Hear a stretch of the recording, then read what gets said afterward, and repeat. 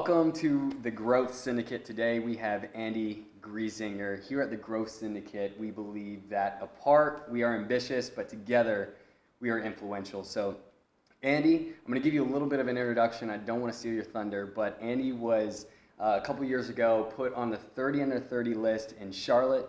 He also was named the #1 real estate agent on Instagram, and he was also named the #1 favorite male real estate agent in Charlotte. So what are you running from? So when I got out of college, I went and worked for my fraternity for a couple years. I was traveling the country.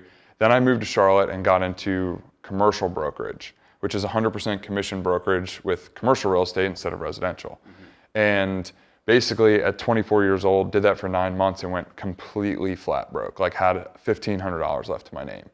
And then got into commercial financing for a couple years, essentially just to pay the bills, and wasn't a big fan of it. And we joke, one of my best friends was like the same position as me and he's still there.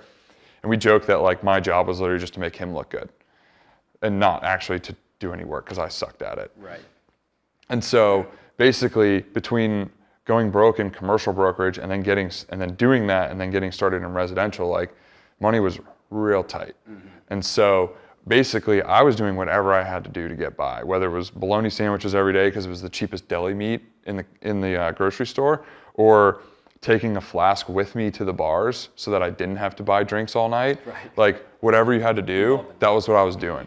But like back then and getting started in residential, like I had multiple credit cards that were getting maxed out.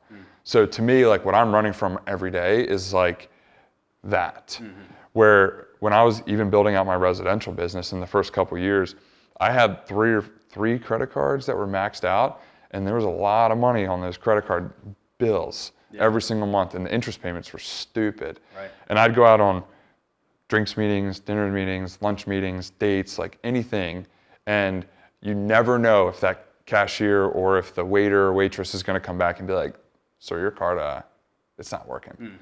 And it is embarrassing as shit.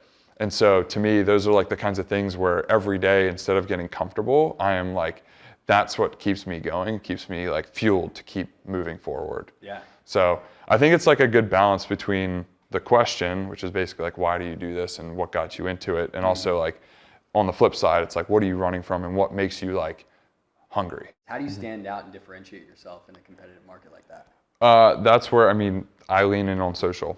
Yeah. And I lean in on the fact that I was rated #1 on Instagram in Charlotte, or number 62 in the country, and one of the top 10 in North Carolina. And I can go to buyers and sellers and kind of use that as some of my value proposition, especially for sellers. Because with sellers, it's like, my first goal is to get as many eyeballs on your house, because more eyeballs means more potential foot traffic and showings, and more showings means more offers or more opportunity for offers.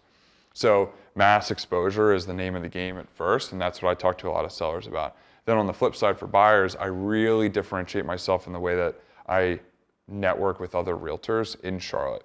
So some of my best friends in Charlotte are other real estate agents, which we're all competitive and in competition with each other, but that'd be like no different than whoever owns Legion Brewery being like, well, aside from Juicy J, my favorite beer is the Good Morning Vietnam at Wooden Robot. Right. And it's like, and I have no problem going there on a Saturday with my friends, so now I'm not saying that anyone said that. So, but the point being, like, some of my best friends in Charlotte are other real estate agents, because we know what everyone's going through similar things every day. And we can I always like to say we talk shit and talk shop. Yeah. And it's like, we can commiserate or we can talk about wins, and it's like, we can all just hang out and everyone kind of knows what we're all going through on a daily basis. So because of that, when you do present offers as a buyer's agent, you just want to make sure that you're presenting the buyer and yourself in the best way. And so, like, if you can submit an offer with a listing agent who knows who you are, or knows your name in a good way, then sometimes if you're second or third in line out of 10 offers, they're going to tell their seller to pick your offer because they have no clue who the guy is above you or one or two agents ahead of you with their offer. But if they know you and they trust you, then they're going to make their seller take your offer. I went to an all real estate agent networking event the night of, there was a house that got listed that I wanted to see with some buyers who've been looking for it felt like fucking forever. Yeah. And they they really wanted to see this house, but I had to go to this networking event, and they were calling for a multiple offer deadline of like 7 o'clock that night. So I called the agent. I was like, hey man, like I'm going to this event. I can't show it. Is there any way we can get in the morning? And he was like, well, I'm going to the event too, so you can come introduce yourself to me and book the first showing first thing tomorrow morning. I'll make sure my sellers are okay to wait for that. Nice. So I go to meet the guy, we hang out, we get a couple drinks. Turns out then we end up going to like see Zach Brown Band's writers. We're performing in the Epicenter, which like that's old school Charlotte now. The Epicenter, like doing fun things in the Epicenter. And so I went with him and his wife, and we were able to hang out all night and like hit it off. Wow. And the next morning I went to show my clients the house, hungover as all shit, but I went to show it. We submitted a good offer. He said we were in second place, but he had so much fun last night and he knew who I was, so they were gonna take my offer. Yeah. And so that was one of those where it was like, oh my God, like this is really important. And that was like the light bulb moment when that happened. And now that's like something I'm super intentional with. What would you recommend the work is that you need to do? So when I first started, my mentor told me that now being a realtor, there's no work-life balance anymore. It's integrating work and life. So my biggest thing was like, I wanted to make sure that I wasn't having dinner at home or lunch at home. And like, whether you're a Grant Cardone guy or not, like I'm not really a big Grant Cardone guy, but he said something that really resonated with me, which is that as a salesperson, the most expensive lunch you can have is one by yourself. Because we need to be out in front of people all the time. Yeah. And so even if that means going to literally anywhere down the street from here to get lunch with someone, like you need to be doing that. Mm-hmm. And so my goal at the beginning was I wanted to make sure I was home as little as possible. And not just like hanging out in the office and shooting the shit at the water cooler, like meeting people. Mm-hmm. And so that, and then also just doing things that people didn't want to do. So I would do 2 open houses every weekend, and I'd put signs out at 5 or 6 o'clock in the morning the day of the open house, because you don't want to put them out too early because people will steal them or take them down. Mm-hmm. And then if you put them out too late, you miss that like first thing in the morning, walking the dog with the coffee crowd, right? Yeah. So my thought process was, I'm going to wake up before the sun comes up, before everyone gets up. I'm going to go drop all these open house signs around a neighborhood at 5 or 6 o'clock in the morning. Sun comes up, everyone goes and makes their coffee, walks their dog around the neighborhood. They're going to start seeing my open house signs and they're going to come. Mm-hmm. And so doing those kinds of things that are a little bit different and just like one step more than everyone else is willing to do makes a huge difference. Like, how did things grow with video and why? Literally at the beginning of COVID, like people were still buying houses like crazy in like March and April of 2020. And I was on a mastermind call. I was part of a coaching program with Ryan Serhan. And I basically was like, hey, like I have a question.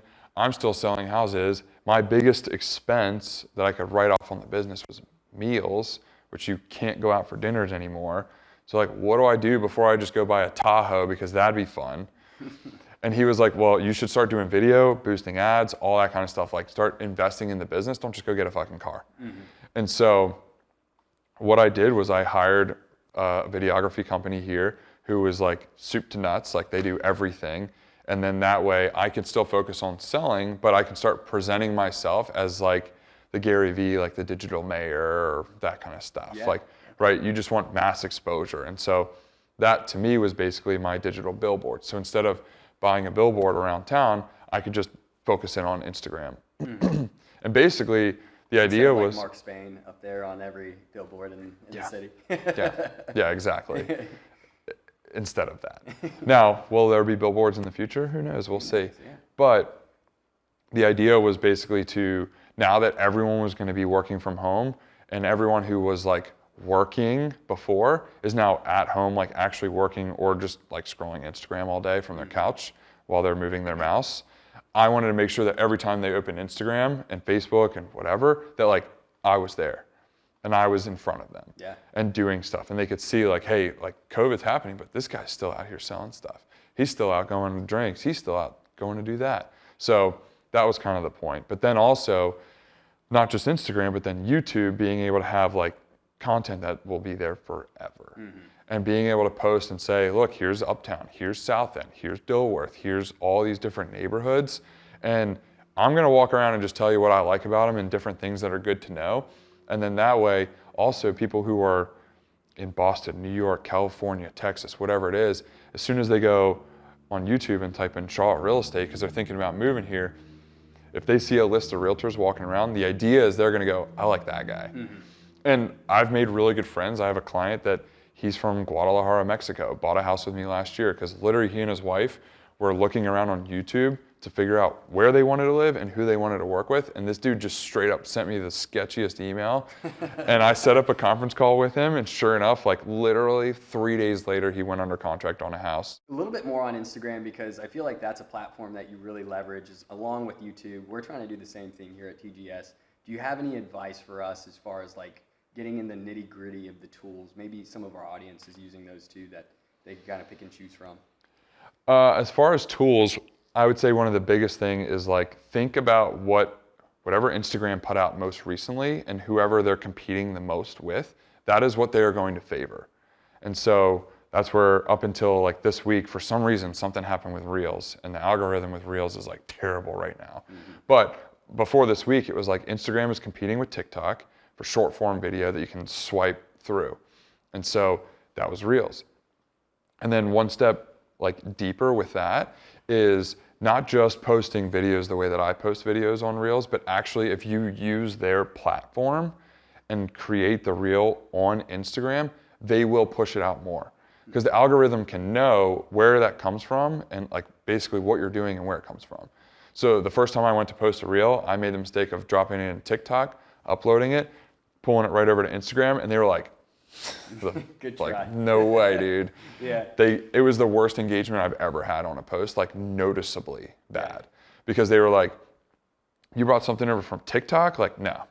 So using whatever is their newest thing and being very intentional with that. Okay. The other thing too that's kind of fun, the other two little things with Instagram are if you go live, it will typically notify every one of your followers that you are live. Mm-hmm. So that's one thing that I'll do sometimes. I don't do it as much as I should, but what I will do is if one of my friends who's a bigger name goes live, I'll start watching theirs and you can request to join. And if they pull you up, then it alerts your followers that you're live with that person. Oh, nice. Okay. So watching when people are going live and trying to get involved with that is a good one. And then just always having stories. Mm-hmm. So my thought process was always like, if people come to my page, I want them to like what they see and have something to look at immediately that's not a big like commitment. Mm-hmm. So even just scrolling through videos like you were doing when you first got to my page, it's like that's more of a commitment than just clicking through stories. Right. So as soon as you go to someone's page, if it looks clean, it looks very well put together, and then they have story, like you're gonna watch that first. Right. So making sure that you have something cool for that was like always my thing. You're constantly posting on your story. All the time. Obviously you're pretty special at what you do, but there was probably something that really bogged you down in the beginning or something that was really tough to get over. What was that thing and how did you get over it? Oh man. Aside from like having tons and tons of credit card debt and like getting my credit card like declined. Yeah. It's tough when you're sitting there, you're like scrolling Instagram, you see a couple friends that are newer agents as well when you're a new agent, getting a couple deals under contract or something. Then you get a call, like this is what happens with us is you'll get the call that like, hey, we decided we're gonna rent. And you're like, oh shit, like there goes one of my buyers. Right. Then right after that, you get a call for one of your deals and someone moved the fridge and scratched the floors on the way out when they moved the fridge. And you're like, oh my God, like, okay, all right, now I gotta handle that. And then you're getting ready to go to a meeting, and as you're walking into the meeting, you get another call or a text message from someone that's like, hey man, we really liked you, but like we just went under contract on this house, like, sorry. Yeah. And you're like, holy crap. And it's like you just keep getting like, you just keep getting rocked. Right. And it's like one of those things where you just have to basically tell yourself, like, just get through the day, get through the day, get through the day. And like, it happens all the time. Even when you're experienced, there are days where you're just like high stress, high stress. And so ultimately it's like just trying to stop the bleeding some days, but like there are a lot of days that are really tough. Yeah. And there are some days where you're getting ready for conversations that are not fun. Like this was 4 years ago. I had some friends, very good friends of mine, buying a piece of land at Lake Wiley. We went to look at this like one for round numbers, let's call it an acre piece of land. So there was this huge wooded area in between two homes. And we were like, okay, well, this is pretty big. Like this must be it, whatever. Like they went under contract and we got a survey done. We got the survey back and realized that that big piece of land was 2 acres and theirs was only half of it and not the whole thing. And so I basically had to tell these friends of mine, like, by the way, like this whole thing that you're building your dream home on, it's actually that. And like just driving out there, you're like, oh my God, this is gonna suck. Like, what am I gonna say? What am I gonna say? Like, what am I gonna do? And he like tries to hurt me. Like when they find out that like they're buying half of this land, like they're gonna be so pissed. Like I'm screwed. Yeah. And I mean, those are tough conversations to have. And they ended up not buying the land, and we're still very good friends. But like, that's good. But yeah, I mean, and we're still, actually, it's funny, we're still looking for the right piece of land for them. Oh, I'm sure. But at the end of the day, if you can actually do right by people and not try and just screw them over just to get the sale, like that's how we're still good friends, and not because I just try to push them into, well, you know, we thought it was an acre, it turns out it's 2 acres and you're buying this like shitty little piece. So like, it's fine, don't worry about it.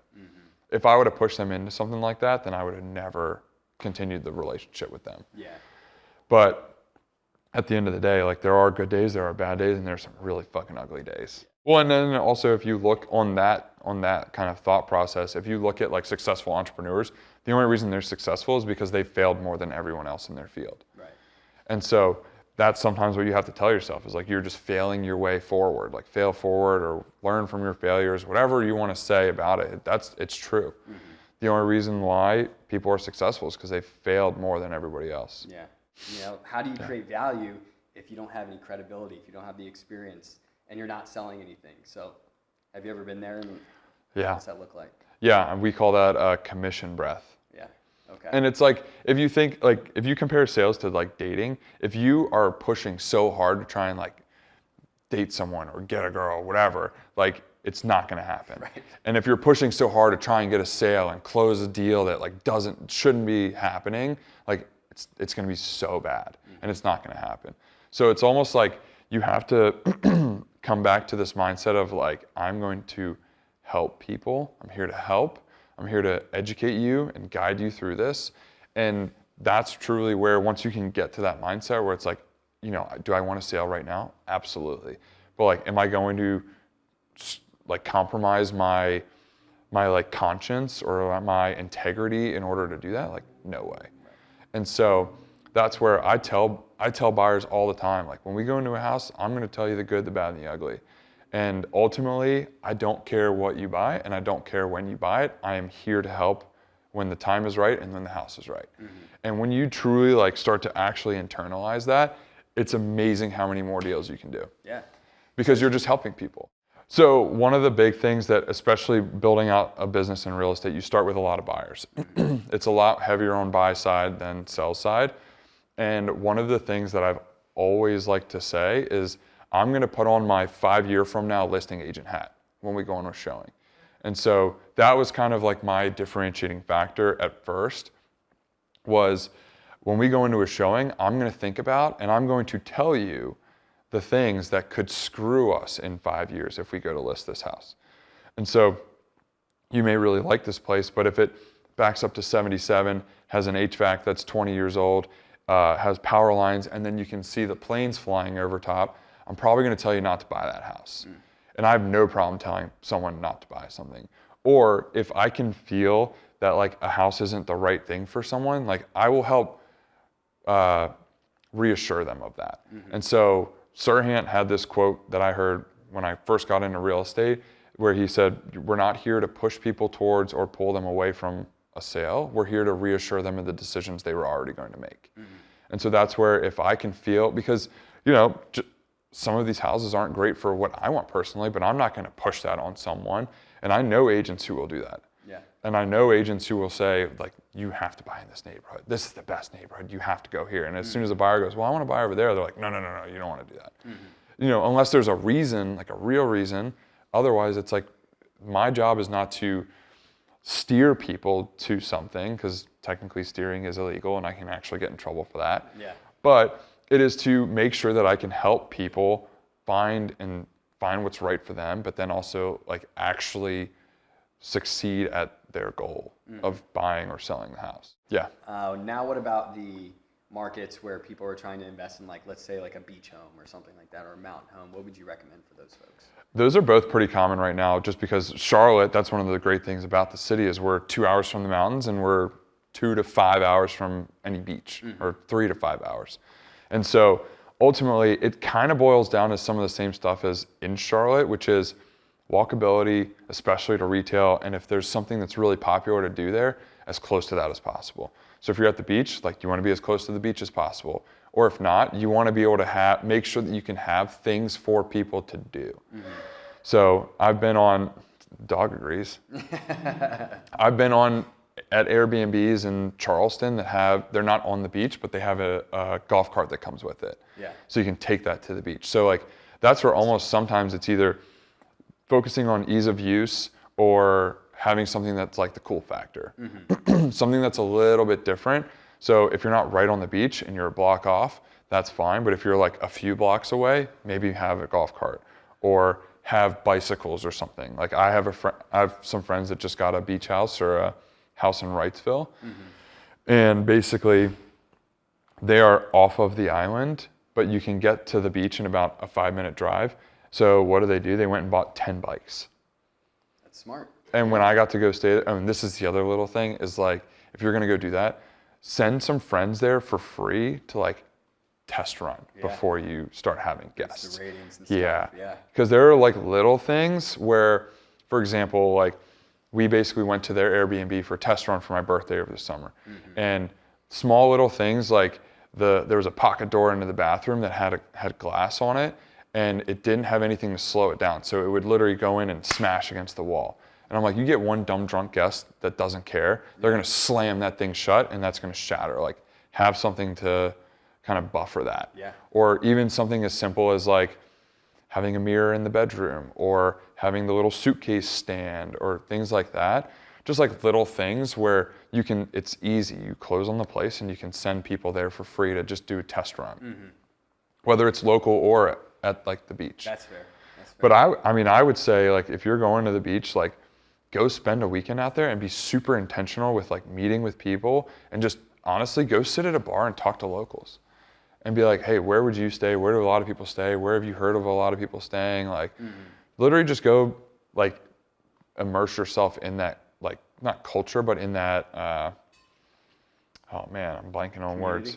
Sure, yeah. Like, immerse yourself in the community there, because then you can figure out like, okay, well, it seems like a lot of people are coming from over here. Looks like that bar's pretty popular and that coffee shop's pretty cool. This place might work, right? So that way you can sort of hone in on some of the different areas and different things to focus on, really. Yeah. And then self-management or hire it out? That depends how busy you are. I'm a proponent of, I like to stay in my lane. For the 8% fee for my long-term rental, I don't want the toilet call at 2 o'clock. Yeah. I don't want them to call me when there's a leak in the house. I don't want them to call. I'm happy to hear it from the property manager during business hours and have them manage it. But when the dryer stops working, I don't want to get called about that at 11 o'clock on a Thursday night. Right? And so, that also being said, if you're local versus like at a beach, then do you want to drive out there? Do you have people that you trust to take care of the home? And then long-term versus short-term. With short-term, the biggest thing, like your number one person is the cleaners. That is who you want to have the relationship with, because they're going to tell you what's going on in that house. Okay. And so, but also it's like, if you're busy, then maybe it's worth giving a short-term property manager the property management fee so they can run with it and you have mailbox money. So it really depends. We have a lot of aspiring entrepreneurs as well that we associate with and see some of our content here. What message would you give for the folks that are looking to become entrepreneurs? Maybe they're going to quit their job and go 100% entrepreneur, or maybe they're not going to quit their job and go part-time entrepreneur. What kind of advice would you give those folks? Whatever, I would say basically one of the first things would be whatever like niche or industry that you want to get in, you need to fully immerse yourself in that.